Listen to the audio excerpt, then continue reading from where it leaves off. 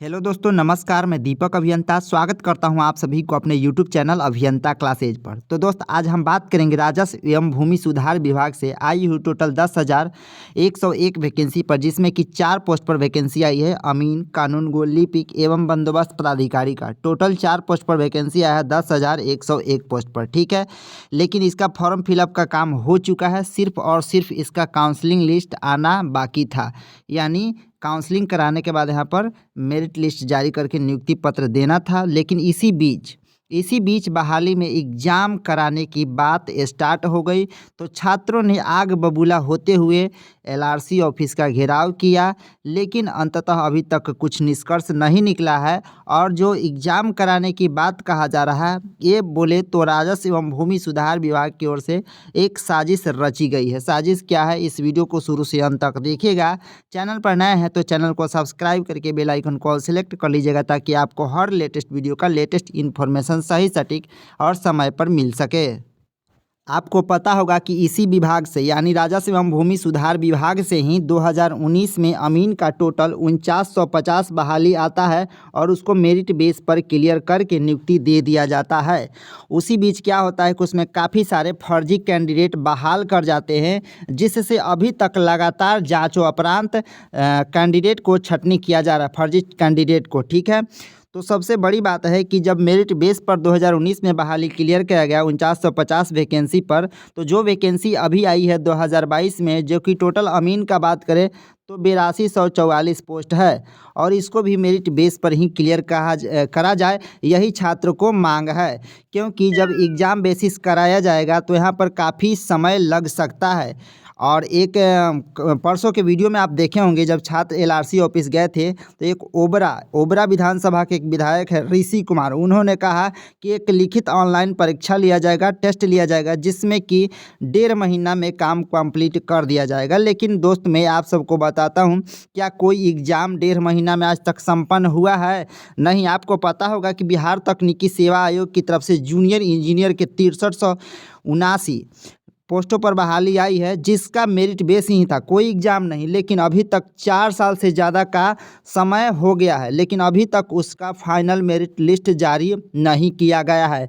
तो आप सोच सकते हैं कि जब मेरिट लिस्ट बहाली पर इतना समय लग सकता है, तो एग्ज़ाम होगा तो कितना समय लगेगा। आपको याद होगा बिहार के वो वैकेंसी जो कि बिहार एसएससी के थ्रू 12,000 समथिंग आया था, 2014 की बहाली की हुई 2022 में कंप्लीट हुआ है, नहीं 7 साल के बाद कंप्लीट हुआ है। तो यहाँ पर साजिश के तहत राजस्व एवं भूमि सुधार विभाग में एडवर्टाइजमेंट निकाला जाता है, जिसमें कि टोटल 10,101 पोस्ट था।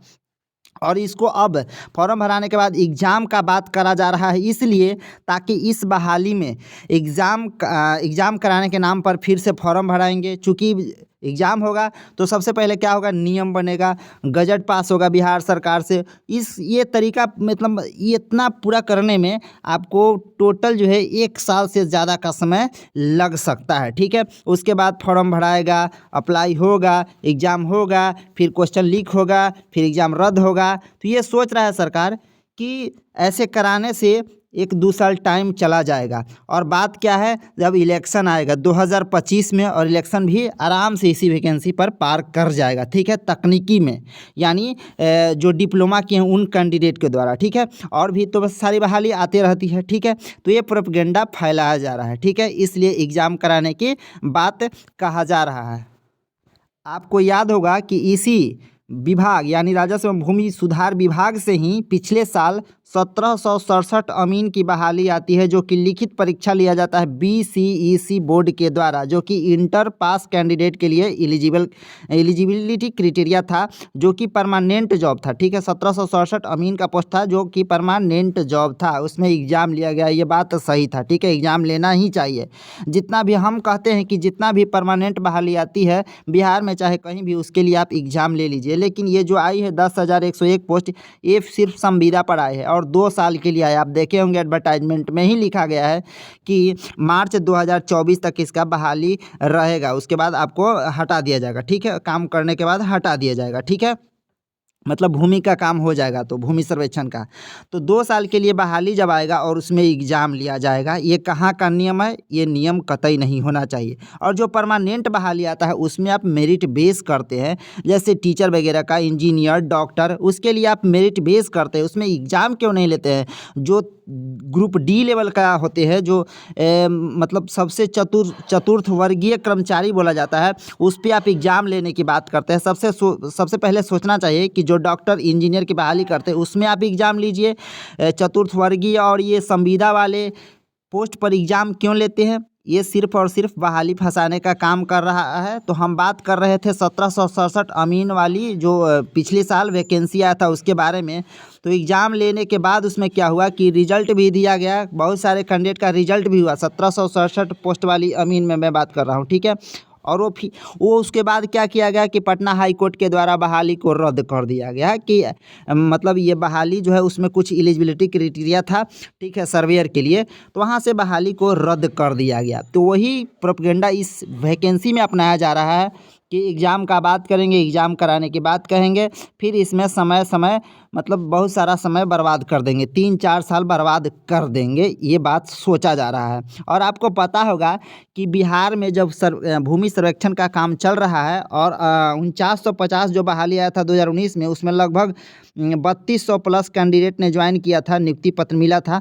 वो तो काम कर रहे हैं और बिहार में आदत है कि काम धीरे धीरे चले, कोई बात नहीं, काम ख़त्म हो ही जाएगा। जब 3200 प्लस मतलब लगे हुए हैं अमीन, तो यहाँ पर 2 साल, 4 साल, 5 साल में काम तो ख़त्म हो ही जाएगा। और आप इसी को वैकेंसी के लेकर रहिए, 3-4 साल लगेगा आपका, एग्ज़ाम कराने की बात कहा जाएगा और इधर काम भी धीरे धीरे हो रहा है। बाद में पता चलेगा कि एग्ज़ाम कराने के बाद, रिजल्ट देने के बाद यह बहाली हो गया रद्द। आपको क्या मिला? कुछ नहीं। 4 साल आप क्या किए? ट्विटर किए, आंदोलन किए, यहाँ गए वहाँ गए, रिजल्ट के आशा में बैठे रहे, ये हुआ वो हुआ, इसी में आपका जीवन ख़त्म, आपका पढ़ाई भी हो गया चौपट। क्योंकि बीटीएससी कैंडिडेट ने पहले से ही पढ़ाई कर चुके हैं चौपट। आपको पता होगा कि 2019 के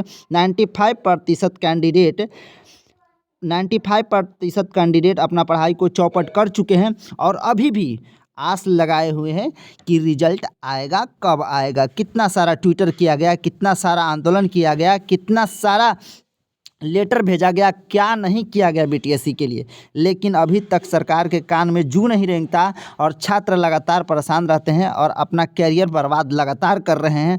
और अब जो है एलआरसी अमीन वाले छात्र का कैरियर बर्बाद होने जा रहा है, ठीक है। तो मैं दोस्त यही कहूँगा कि आप लोग पढ़ाई में ज़रूर लगे रहिए, पढ़ाई को छोड़ना नहीं है, साथ साथ इस पर भी ध्यान देते रहिए। इसमें एग्ज़ाम बिल्कुल नहीं होना चाहिए, क्योंकि काफ़ी सारे मतलब 4-5 दिन से चर्चाएँ चल रही थी, कैंडिडेट काफ़ी सारे मेरे पास मैसेज कर रहे थे कि आप इस पर एक वीडियो भी नहीं बनाए, आप कुछ नहीं किए। तो मैंने सोचा चलो भाई एक आप लोग के लिए वीडियो बना देते हैं ताकि कुछ सहूलियत मिल सके, ठीक है। तो यहाँ पर जो है एलआरसी में एग्ज़ाम नहीं होना है, किसी भी हालत में एग्ज़ाम नहीं करने देना है। चूँकि जैसे ही एग्ज़ाम का प्रक्रिया आएगा समय काफ़ी लग जाएगा और बाद में मैंने बता दिया कि वैकेंसी को रद्द कर दिया जाएगा, क्योंकि 3200 प्लस जो अमीन है वो लगातार काम कर रहे हैं और काम संपन्न भी हो जाएगा, आपको पता भी नहीं चलेगा।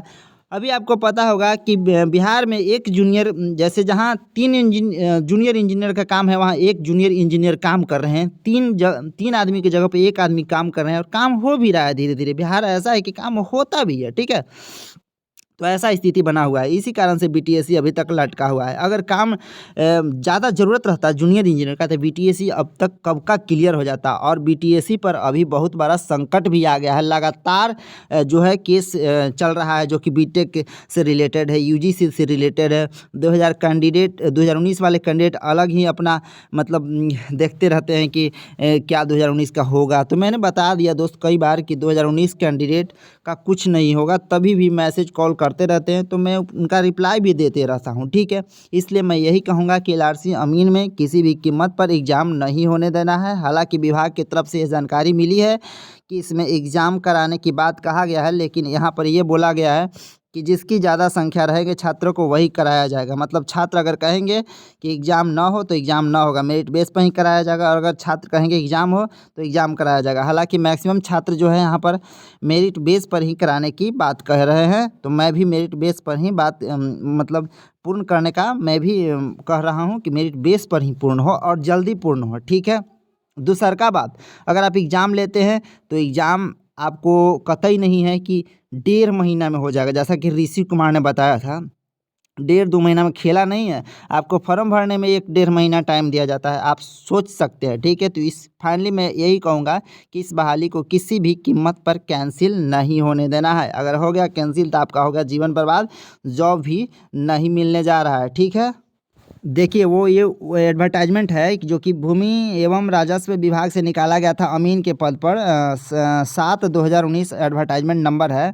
जो एडवर्टाइजमेंट निकालता है ऐसा सोच के निकालता है कि भविष्य में मैं ऐसा कर सकता हूँ। जैसे कि आप देखेंगे टोटल तो 8244 पोस्ट है और यहाँ पर 11 नंबर पॉइंट पढ़ेंगे तो आपको पता चल जाएगा कि विभाग ने पहले ही सोच लिया था कि मैं ये करूँगा। देखिए 11 नंबर पॉइंट में लिखा है कि विज्ञापन एवं शर्तों से संबंधित सभी अधिकार निदेशालय के अधीन है। बात तो ठीक है, लेकिन निदेशालय विज्ञापन को संशोधित अथवा रद्द करने के लिए सर्वाधिक धारित करता है। मतलब ये पहले ही सोच लिया था कि मैं इस बहाली को रद्द कर दूंगा, ठीक है।